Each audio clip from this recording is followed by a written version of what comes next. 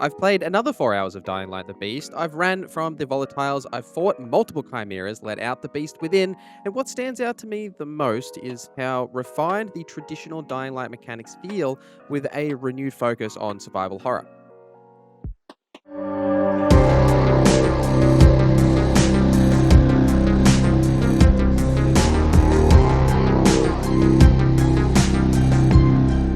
Last week, I went to LA thanks to Techland to play an early build of Dying Light the Beast and interview Timon, the franchise director, which will be going up as a separate video once I'm back in Australia and have had the time to edit it. And it will be worthwhile watching as I did get a lot of interesting information about Dying Light the Beast and the Dying Light franchise in general. Now, we did play on PC with an Xbox controller, and all the footage that you'll see in this video is my direct capture with a couple of bits and pieces that aren't my direct capture for some specific things that I wanted to talk about and show. Now, we did get to play pretty much the opening act of the game. Like, we started from the second main mission, and we played 4 main quests from that point onwards, and then there were 2 side quests that we could do. Then otherwise, we were free to just explore and do whatever tickled our fancy, you know, the typical Dying Light things that you would do. Now, also, this being my second time that I have previewed Dying Light the Beast, so I did play it at SGF, I don't want to rehash a lot of that discussion from the previous video, which I did talk a lot about the new combat changes and how visceral it feels and everything in that video. So if you want more of the combat specific stuff, I would recommend to go and check out that video. But mostly today, I wanted to focus on the new things that I got to experience and do, starting with Caster Woods.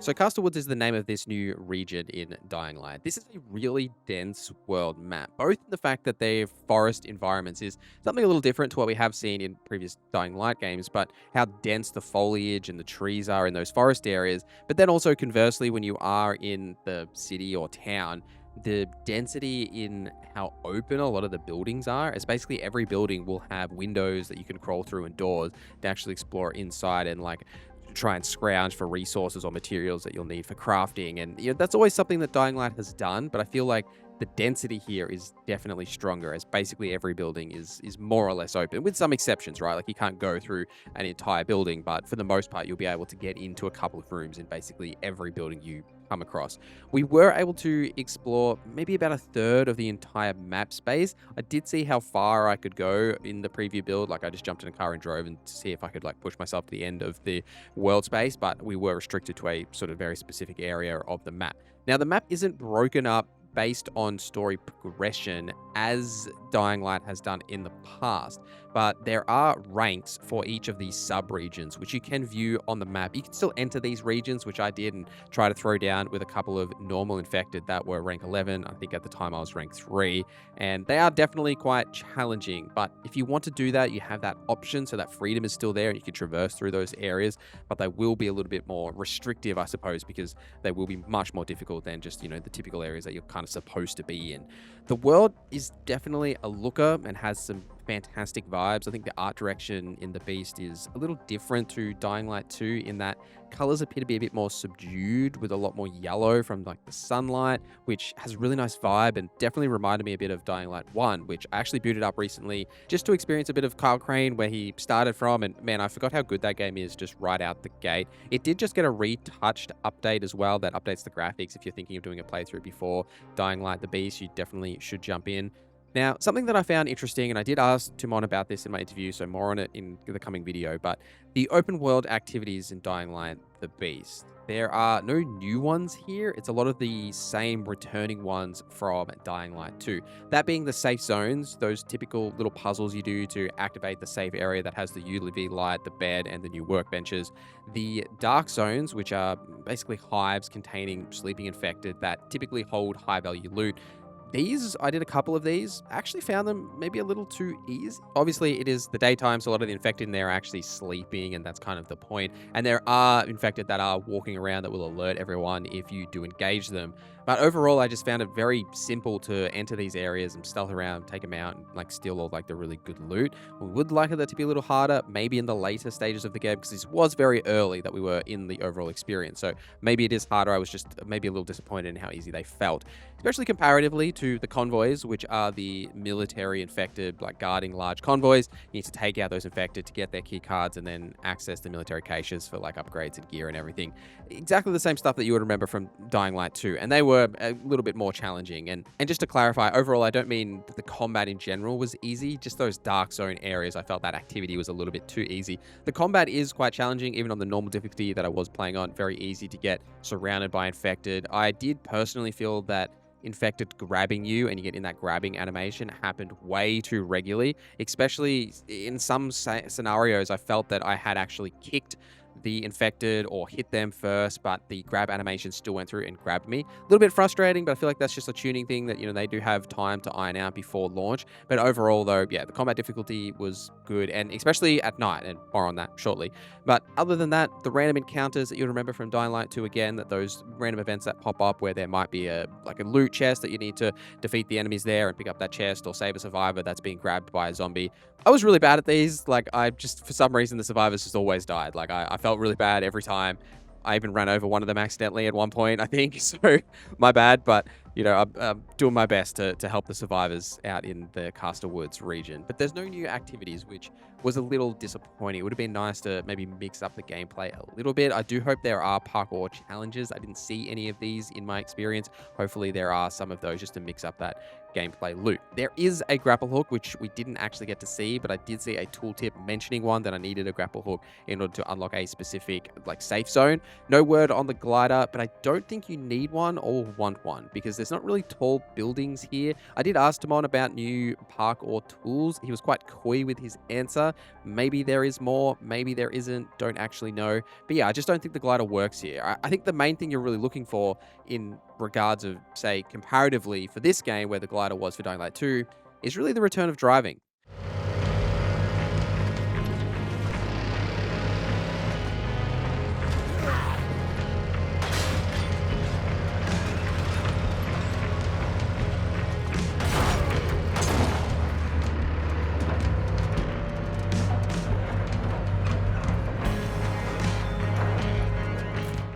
So driving basically is how you're going to get around these dense forests and swampy areas. Now, driving is not necessarily new to Dying Light. It was obviously there with the following, with the buggy that you could upgrade and everything.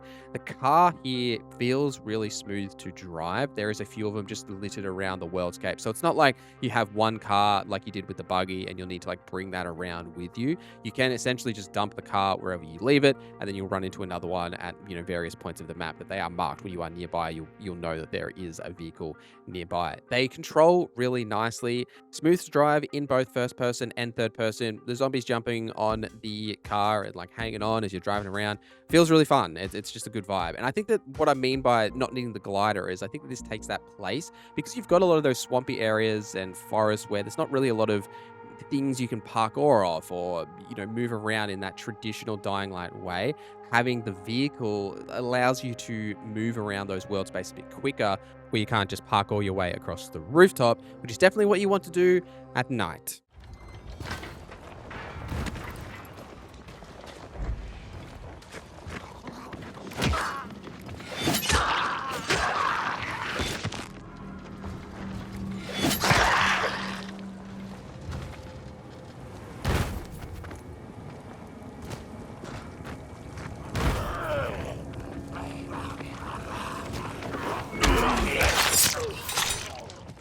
So I might make a full video on this. Let me know if you do want one. But I did spend some time experimenting with the night and the volatiles themselves, like the chase mechanic. I couldn't kill one despite trying pretty hard. They did kill me at one point.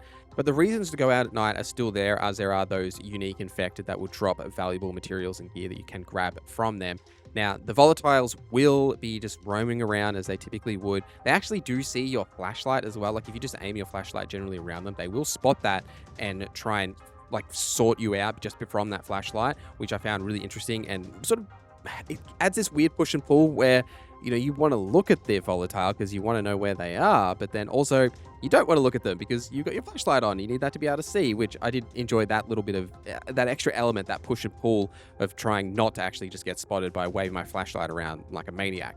But when you are wandering around at night and you do start a chase, a ton of volatiles will just immediately more or less appear and chase you until you are safe, or you die, or it is possible to lose them in the chase, which did happen maybe a little too easily. I felt in the city area, if you can sort of get away from them just by parkouring through the rooftops and jump through buildings and everything, you can lose the chase, especially at like a 1-star chase. The higher star chases, and that you'll definitely need to get to a safe zone, hide behind the UV light as you typically would. If you do hide behind a UV light at night, they will run away. They won't just like stand outside the light and allow you to easily kill them. So if you do want to actually take out volatiles, you will need to spend time in the dark. You can't just farm them from a UV light and sort of cheese them in that way. But the night is definitely dark and full of terrors and feels closer to a Dying Light 1 than a 2. I never felt in danger a lot of the time in Dying Light 2. I just kind of went out at night, didn't really matter too much. And I think part of that is not necessarily that the night was easier, it was more about the world space, because Dying Light 2 had a lot of skyscrapers and large buildings where you could sort of freely glide around the map and avoid getting into chases and avoid the volatiles if you wanted to, especially with the abundance of UV lights. I did actually talk about this in my other preview, that there was a lot more UV safe zones in Dying Light 2 that you could easily access on the rooftops, whereas here there's virtually none unless you activate them yourself. There are those safe zones like the abandoned houses and towers you'll need to activate yourself, but they're a little bit more few and far between and spread out, which does make it a bit harder to just, cheese the chases. And if you do want to spend the time out at night and actually do those activities. I didn't spend much time at night being chased through the forest, and I am curious about how that feels, because when you are being chased in basically all the other Dying Light games, because you're often in these cityscapes with buildings, you can run across the rooftops, dodge between buildings and all that stuff. That is when Dying Light really sings and is a unique experience, because you're doing those parkour things with the night, that survival horror sort of element there. When you're just running through the forest, like dodging trees, I don't know if it's going to have that same impact. Maybe it will, maybe it won't. It just depends, I suppose, on how many of those chases occur. If you do even go out at night, it's totally up to you. But just generally, that's something that I'm watching for the full game, is just the difference in experience from being in the city town area, running across the rooftops, versus being in the forest. Something else I'm watching for is progression. Egoists should take a rope and go outside instead. Progression follows two different threads, one being the typical Dying Light system of gaining experience and leveling up, the other being vastly different and new here. But we'll start with the normal one first, and that's spending your skill points to unlock parkour abilities and combat abilities. I was able to see the full skill tree, which is a lot of your typical affair for Dying Light, unlocking the ability to dropkick, getting a speed boost out of a roll. Some skills from Dying Light 2 definitely all are returning here, all the parkour ones, which is a little disappointing that there isn't some new fun things in the parkour toolkit that you'll be bringing into the beast. There are some skills for crafting that are new, like being able to craft a flamethrower or a grenade launcher, and there are new skills here, don't get me wrong, but I was a little disappointed to see that, the first skill you unlock is the dropkick, which I feel like Kyle Crane, being able to do that from Dying Light 1, more or less should remember how to do that here, and it would have been nice to see a bit more progression on some of those skills. The second is actually where some of that progression comes from, which is these beast-specific skills. Now, the way that you level these up is by defeating chimeras, which are new boss enemies that are all quite different with their own unique boss mechanics. We did fight a couple of these in the preview session. The first one was just more or less a typical large brute that sprinted at you and did some ground slams. The second one had this really interesting mechanic where it would spring up this fog and then leap at you through the fog, and you had to sort of time your dodges so you didn't get grabbed. Both of these were great fun, and I did actually get to fight a separate one at SGF as well. So there are a lot of different mechanics to these. When you do take these big beasts down, you will get a beast skill point to spend in the beast skill line. Now, these skills give you anything from, say, adding a ground slam, being able to charge your jump for an extra long jump, or affecting the way that you can use your beast mode when it does occur. Now, the beast mode, interestingly, is isn't like an activatable ultimate, which is how I originally thought it was at Summer Game Fest, was essentially just like a I win button and then like an ultimate ability, like in Overwatch, that you could just activate once you've charged it up, right? And you can activate it whenever you like. That's really not how it works. Essentially what happens here is the bar is just passively filling up as you're fighting infected and just doing your general ho-hum dying light activities. And then it'll just fill up and you'll just rage out. Like at any random time, this can just like happen. And I actually enjoyed the dynamic nature of that because it was quite a shock when it happened. It also, conversely, from a story perspective, right, Kyle having this beast inside him and trying to keep it contained makes sense that it is just randomly occurring. It's not him just activating it whenever he likes, but, by the skills, he will be able to control that beast a little bit more and, decide a bit better about when that actually does occur. I actually enjoyed the beast mode more than I did at Summer Game Fest. I felt that there is a bit more here than I originally thought, especially with the different skills and being able to progress it.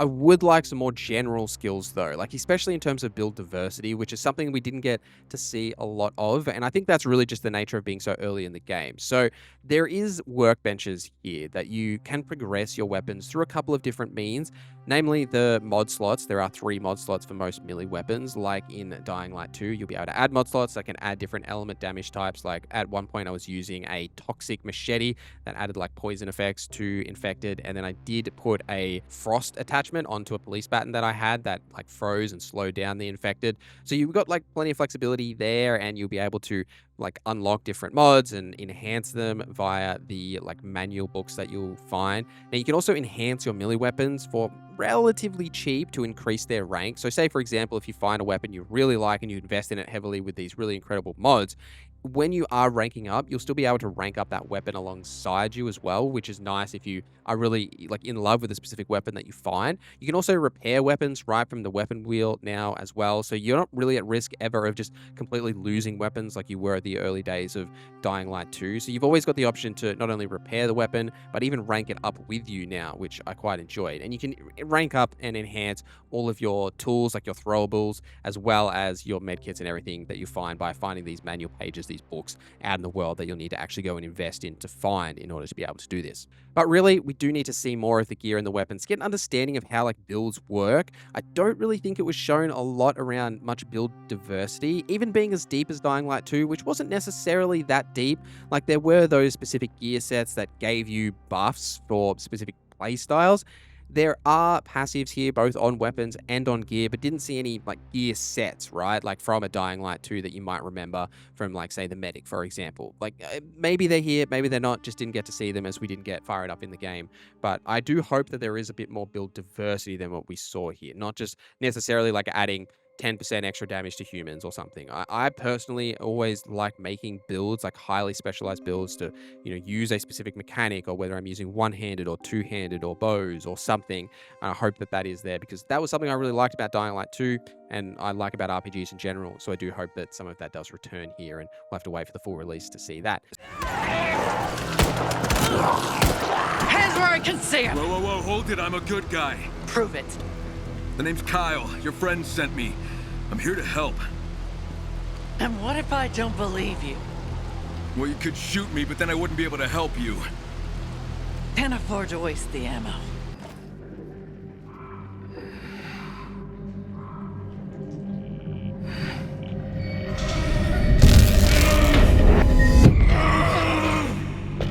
Story-wise, I don't have a lot to add from my previous preview, and I think waiting until the full release, because it is so close, to really give some story thoughts is probably the best approach here. So I will keep any of my opinions on the story until the review, which will happen at launch, which is like just around the corner. But something that I did want to touch on is the cutscenes here are vastly different to any Dying Light before, being that they're almost entirely in third person. You will see a lot of Kyle Crane here and a lot of different characters, and it does make a significant difference to the feeling of these cutscenes. One, I think there are more cutscenes here than typically in Dying Light games previously, but also it allows them to move the camera around, because you're not tied to that first-person perspective of Kyle or Aiden Pierce, where they can now move the camera around and you can see a bit more of the landscape. You can move the camera to see, like infected spawning in and Kyle dodging them and being able to interact in an interesting way. I think it really works, especially because of the bestial nature of Kyle and the problems that he has in dealing with that, because you can visually see it by looking at Kyle here and see the struggle that he is going through with the beast within and trying to keep the beast contained, as well as, deal with the problems that has happened to him in the past. Visually, you can see that now, which I think adds a bit more to that experience and hopefully the story. We'll see how it plays out over its entire journey, but I do think they've made the right decision by having these in third person. Ultimately, though, this is more Dying Light, but it is a refined Dying Light experience, a shorter, tighter experience, changing and tweaking of Dying Light mechanics that you would remember, but focusing on the best parts of Dying Light, being the night, the survival horror element, an interesting world to explore, not getting bogged down with choice and consequence and that different dialogue RPG-ness that they tried with Dying Light 2. I'm here for it. I'm a big fan of the Dying Light games, and I'm definitely keen for one that is more closely resembled to a Dying Light 1. And I'm very much looking forward to playing the game again, and I'll have a lot more thoughts for you as we get closer to launch, plus the interview.